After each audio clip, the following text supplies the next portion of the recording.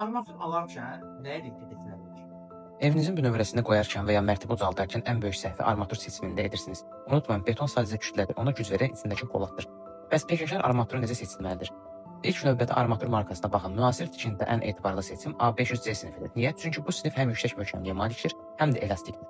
Zəlzələ zamanı armatur qırılmamalı, gərilməlidir. Əgər aldığınız armatur soyuq dartılma üsulu ilə hazırlanıbsa, o kövrək olur və təhlükə yaradır. Bazarda ən çox rastlanan hiylə diametr fərqidir. Məsələn, sizə 12 mm-lik armatur adı ilə 11 mm-lik armatur sata bilərlər. Bu kağız üzərində kiçik görünsə də ümumi konstruksiyada yükdaşıma qabiliyyətini 15-20% azaldır.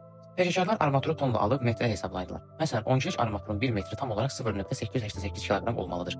Əgər çəki bundan xeyli aşağıdırsa, deməli metal sıxlığı aşağıdır və ya diametri kiçikdir. Armaturun rəngi tünd göy və ya qara olmalıdır. Səthindəki naxışlar dərin və aydın olmalıdır ki, betonla maksimum yapışma təmin etsin. Yüngül narıncı pas qorxulu deyil, amma əgər metal qabığı verib ya da bütöv pas içində tökülürsə, o armatur artıq öz xüsusiyyətini